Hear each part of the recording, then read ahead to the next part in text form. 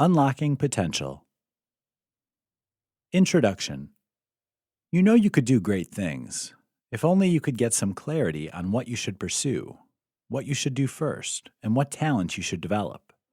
In other words, you need help learning how to unlock your hidden potential so you can take the world by storm.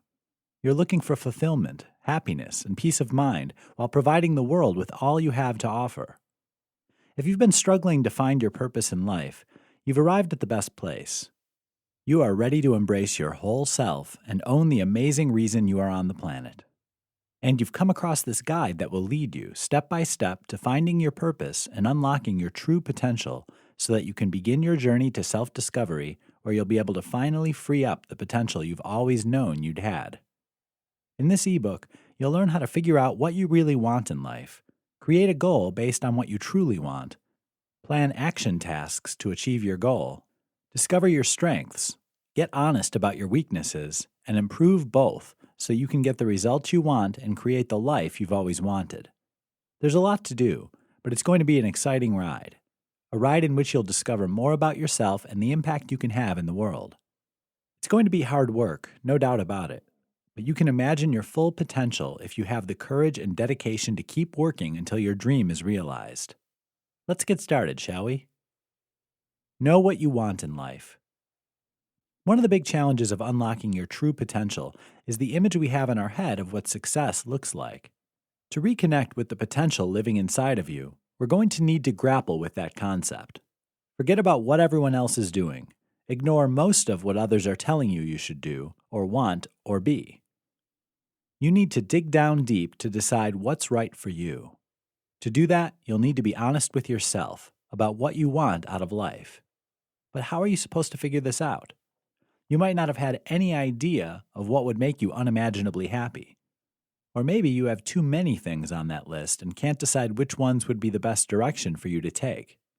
Even though we can't answer these questions for you, we can provide you with a short list of questions that will help you figure it out for yourself. These are not quickly answered, but spending some time with them now will help you get to where you want to go much faster, without backtracking or worrying you made the wrong choice later. Spend some time in contemplation with each of these. It's best to write them down in a journal and write out the thoughts you have on each one. Then once you've drilled down and decided the answer to each, you can rewrite your answers in a succinct way so that you can easily return to them later when you need clarification on how to turn your desires into action steps. Questions for determining your happiest life. What would you do if money were no object? We often limit our options by saying we don't have enough money to do what we'd really like to do, what we think would fulfill us.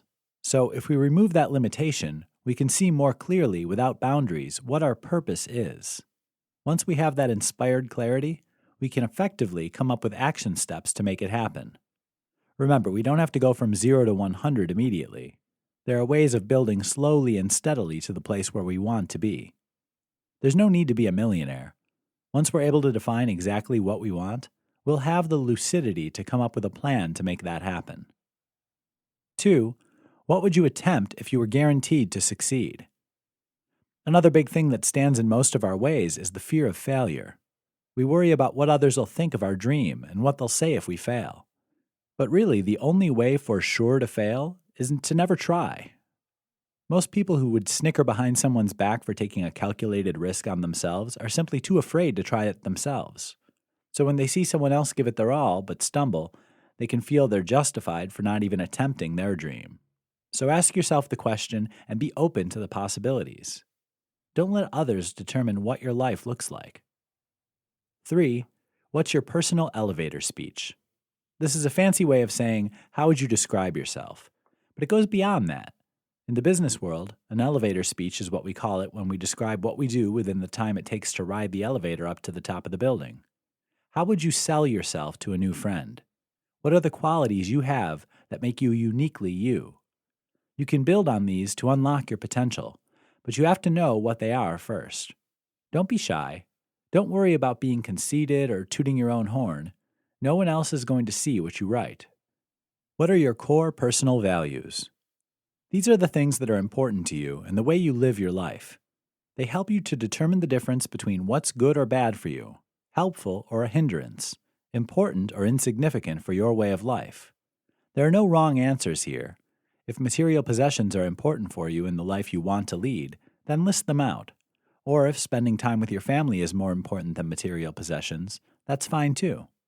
These are the guidelines you live by, the tenets that ensure your life has a meaning. Knowing these core values will help you decide on your priorities as you move further into unlocking your potential. 5. What makes you deeply content or happy? Once you've determined your core values, it's time to think about what you already have in your life that makes you happy. You might also think back to when you were a child or teen. How did you enjoy spending time? Do those activities still bring you a sense of joy? You also need to make sure these align with your core values. For example, if spending time with your family is more important than material possessions, you may opt to stop working overtime at your job so that you can be with them more. And do this while still pursuing your potential of becoming an entrepreneur. 6. What would you do even if you didn't get paid for it? This gets to the core of what brings you joy in life. It's the activity that you lose track of time when you're doing it. What are the 1 or 2 things that pop into your head when you read the question? When you were a kid, what did you want to do when you grow up? Often, if we look back at what we wanted to do when we were younger, we can glean our true talents. When we're young, we haven't been conditioned by society to ignore what we love so that we can get to the top. You may just rediscover your true passion and therefore your potential by asking this question and remembering how you loved to spend your time as a young person. Whew, those are some head scratchers. And you may be asking why you need to know that stuff. You just want to dive right into the action, get the potential party started. But the work starts with knowing yourself deeply. Without knowing your true self, you could waste years going in a direction that ultimately doesn't make you happy at all. It's better to put the time into getting to know yourself now to avoid frustration later. What outcomes do you desire? The next step in unlocking your potential is to define what outcomes you'd like in different areas of your life. These are the big picture things you'd like to create in your life and the things you plan to achieve as you unlock your potential. Consider these areas of your life. Personal. These can include physical, fitness, self-development, artistic, and relationship outcomes. Professional. This covers what outcomes you'd like to achieve in your career. It might also include educational and/or financial outcomes. Spiritual. These outcomes are ways in which you'd like to grow spiritually. Without setting specific outcomes for yourself, it's going to be difficult to get to where you want to go, because you aren't sure where that is. When deciding upon your outcomes, they should meet these criteria. They should be SMART. S for specific. Be as detailed as possible. M for measurable.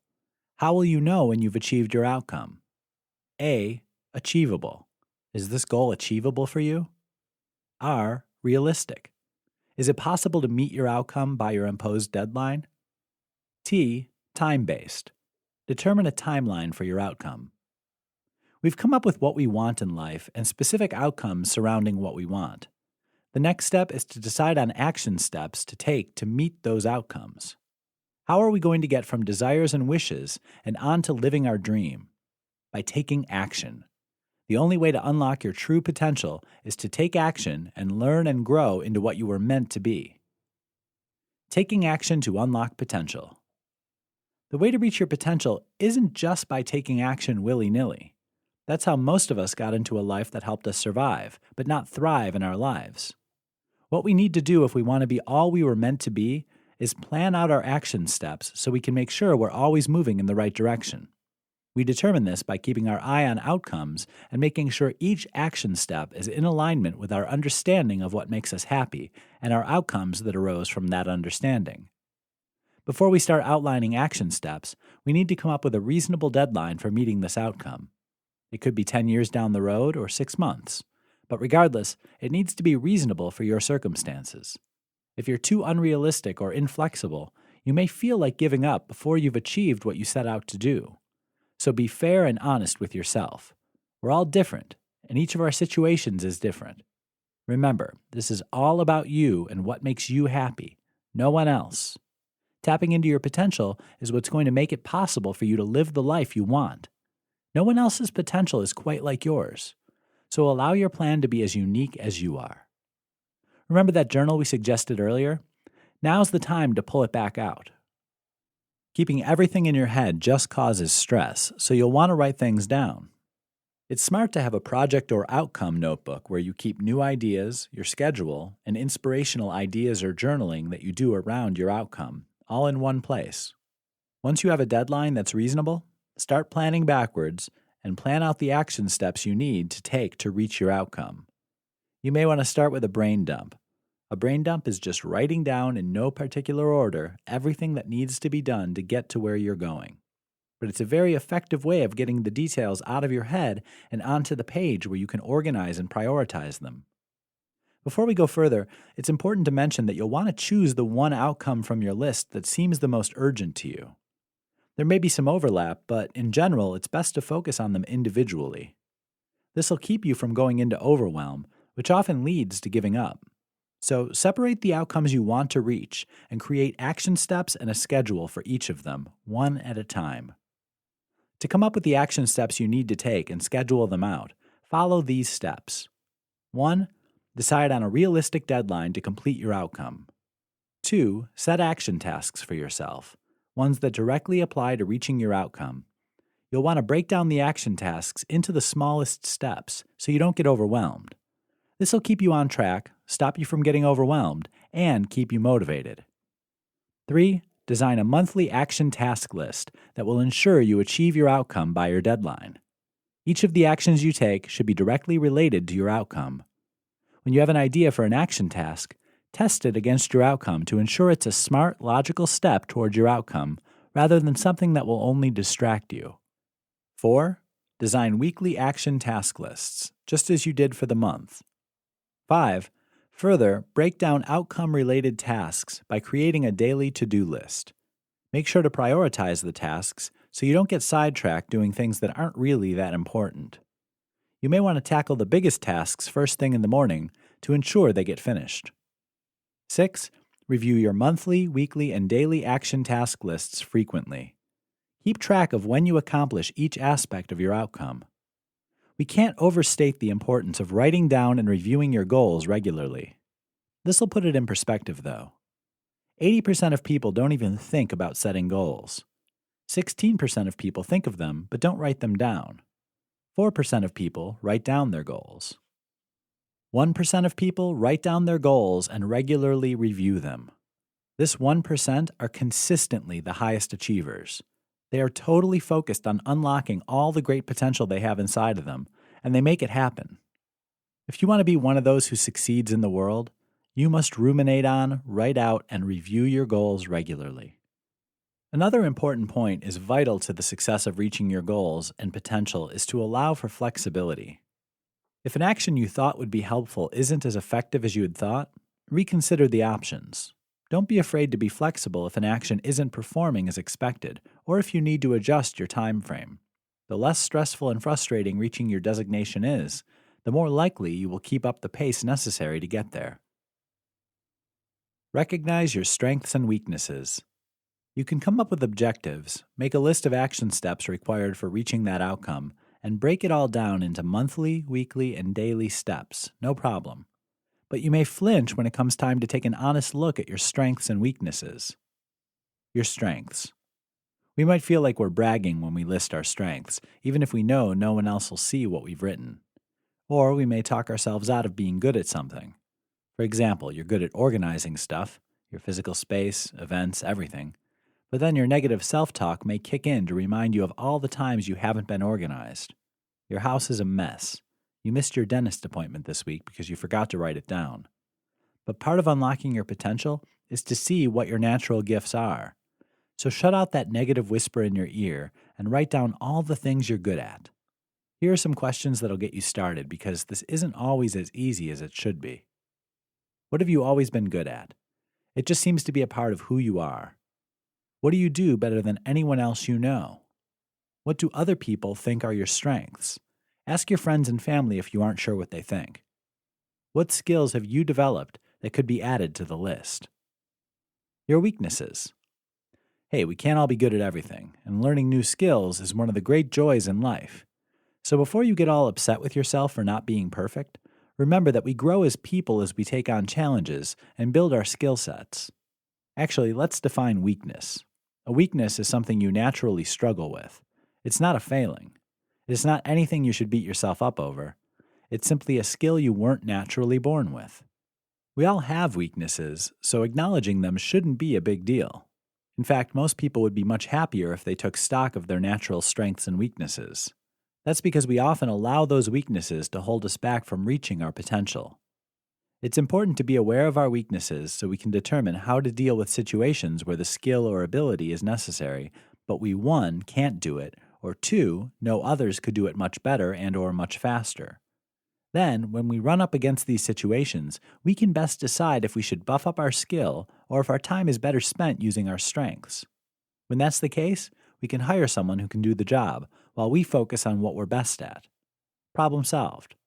But if you struggle with everything because you're unwilling to take an honest look at what you aren't great at, you could spend a lot of time, money, and effort needlessly.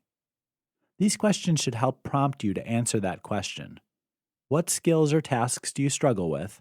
What tasks do you procrastinate doing because you don't feel confident in your ability to perform them? What do others see as your weak area? What negative work habits do you have that could be considered a weakness? For example, you're disorganized or always running late. What personality traits do you have that you experience as weaknesses or negatives? Map out your strengths to potential. Now let's go back a step just for a minute.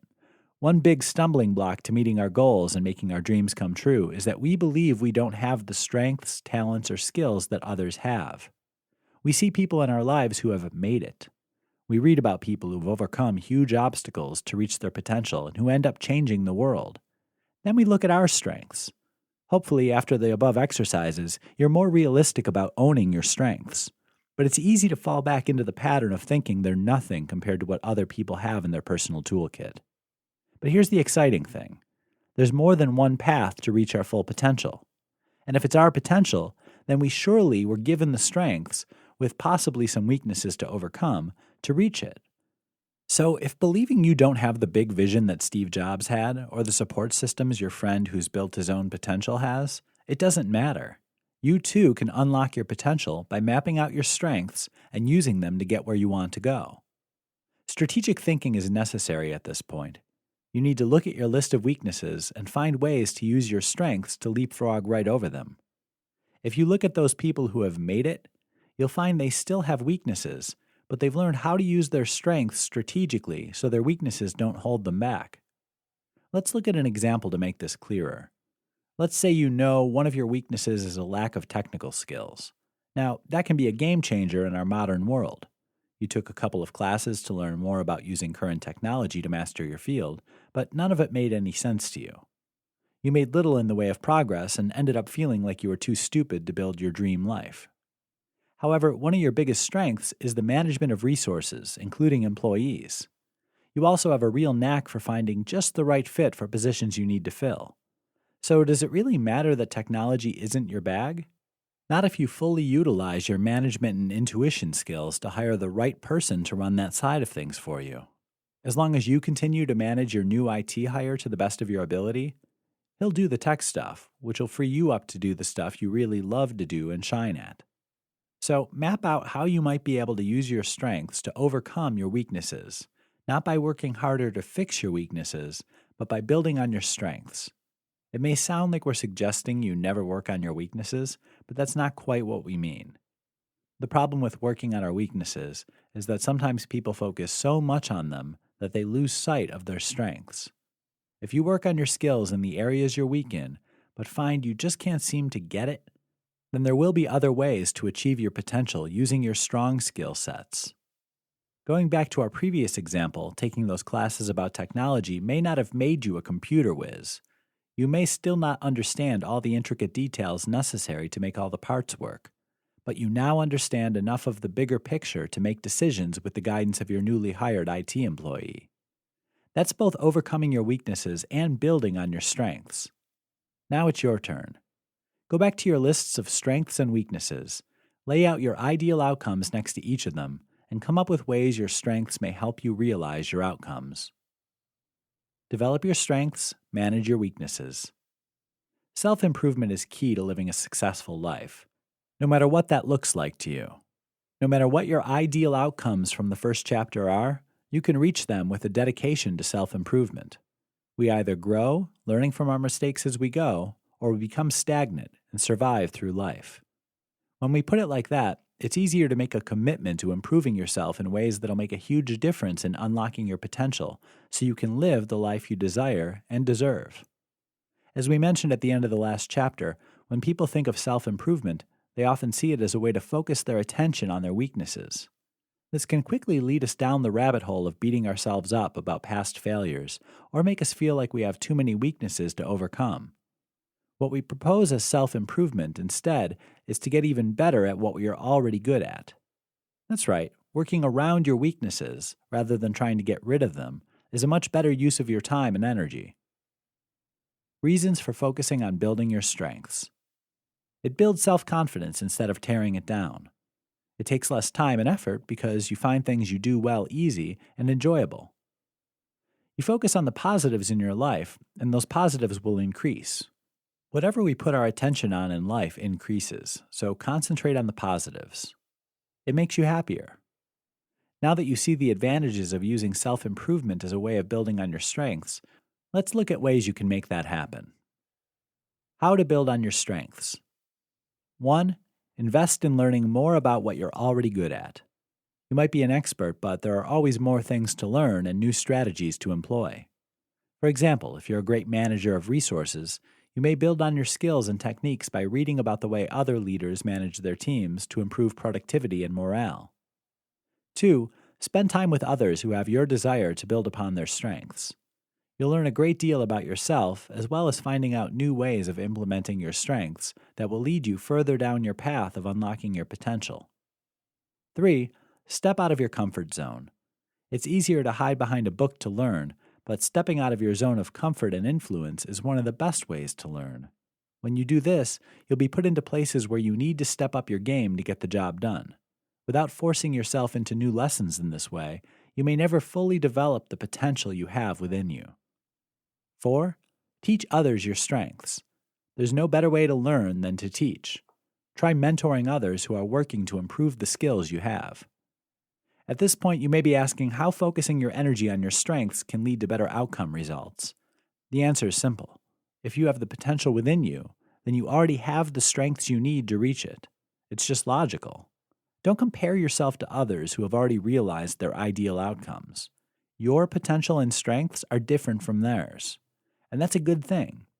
The best way to unlock your potential is to be the best that you can be.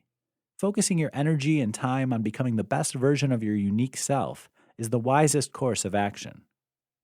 But what about my weaknesses? Though we encourage you to minimize your focus on weaknesses, there are some that you'll need to work on as you go. They may be majorly important to unlocking your potential. For example, if you procrastinate doing anything new or challenging, you probably aren't going to get very far in achieving your outcomes.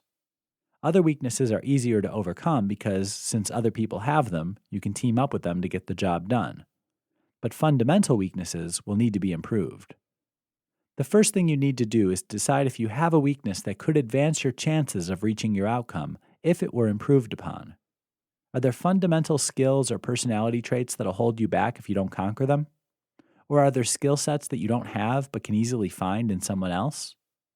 Asking yourself these questions while looking at your weaknesses list is the first step.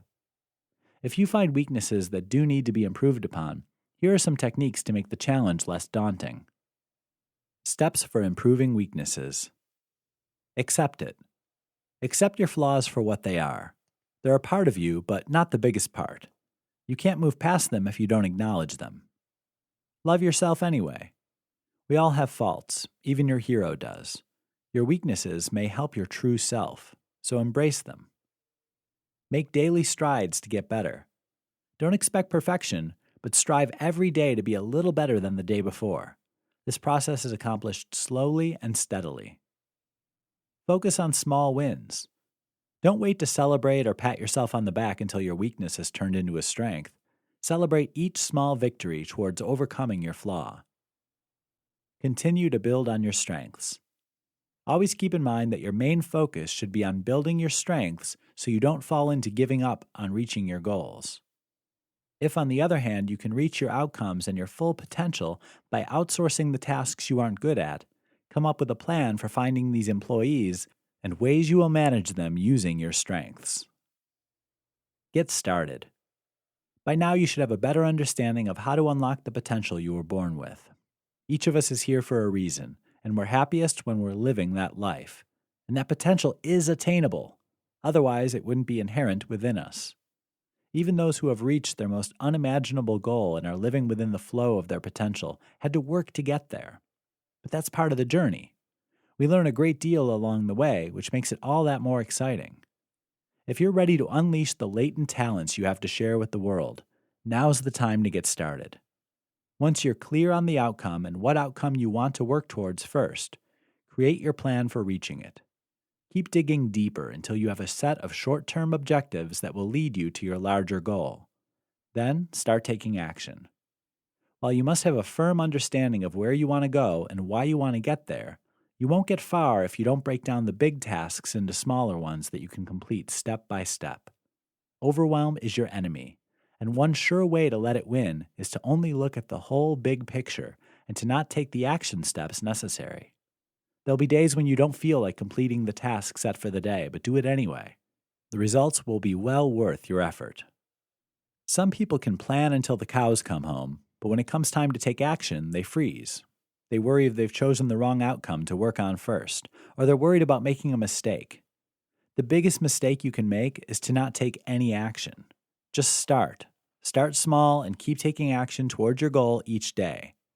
Utilize your outcome journal to keep track of what works for you and what needs improvement. Try different things until you find the perfect way to do things for you. Gather feedback from friends, family, and coworkers to get their ideas of how your plan is working. Just keep adjusting and improving your plan and the way you approach tasks until it all clicks together. Needing to rethink a step towards your goal isn't failure. It's success because you're learning and growing as you go.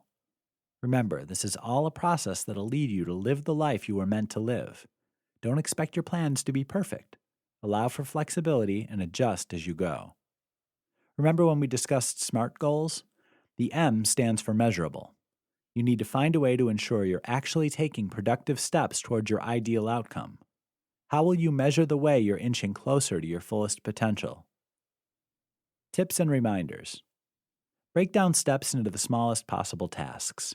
Instead of an action step that states, learn about investing for the future, break it down into several smaller steps such as join the 401k plan at work, make an appointment with a financial advisor, make a list of questions for the financial advisor, etc. This will keep you from getting overwhelmed and giving up. Make sure your effort isn't being wasted by being busy instead of taking action. Our society sees busyness as a virtue, but in reality, we often waste a lot of time doing things that aren't productive or necessary. Take stock of your to-do list on a regular basis to ensure you're using your time and energy wisely. Don't expect perfection.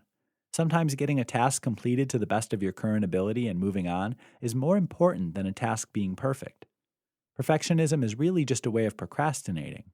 If you're stepping way out of your comfort zone and putting off calling a task done, it may be because you're afraid of failure instead of trying for perfection. Being honest with yourself and owning up to the fear will serve you much better than spending unnecessary time and effort on something that's good enough. Although it's important for you to come up with your own plan and do what works best for you, it's smart to use the tools and strategies that others have already designed. If you find a suggestion that worked for someone else that you think will work well for you, use it. There's no need to totally reinvent the wheel when you can use the wisdom of those who have gone before you.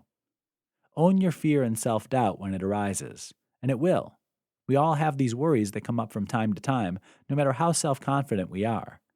If you want to be a doer instead of just a dreamer, you're going to need to overcome your fear and do those things that scare you.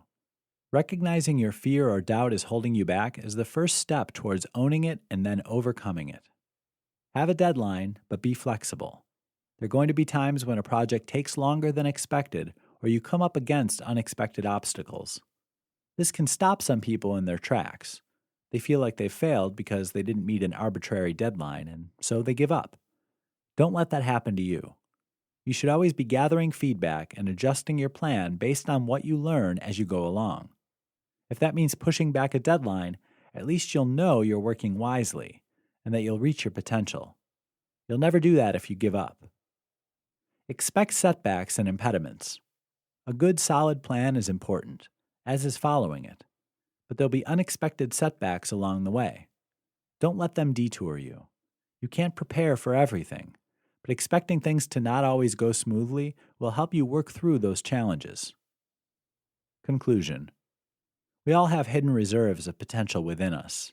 You should congratulate yourself on taking the first step in accessing your potential by learning about how you can unlock it so you can live the life you were meant to lead. You now know what it takes to reach your full potential.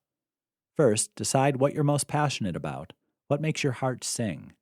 Once you know that, figure out what objectives need to be met to have that in your life. You may have more than one objective that needs to be reached, but that's fine. Just tackle one at a time so you don't get overwhelmed. Next, break down all the actions you'll need to take to reach your objective. Crunch them down until they're in monthly, weekly, and daily tasks. Don't forget to review them daily to keep yourself on track. It's also a good idea to review your reasons why you're taking this action. There'll probably be times when you wonder if all the effort is worth it. Remembering the passionate life that you're working towards will keep you motivated, even when things get tough. Keep your attention on ways to build upon your strengths while also overcoming any weaknesses you may need to improve upon. If the flaws are skills that are easy to outsource, go ahead and make a plan to make that happen. This will free up your time and energy to focus on your passion. Finally, take action every day towards your objectives. It'll take time, but by taking a small step each day, you'll be amazed at how quickly it can all fall into place. It's your potential, and only you can claim it. Don't stay stuck in survival mode when your life can be fulfilling. Reaching your potential is within your reach. Now go and get it.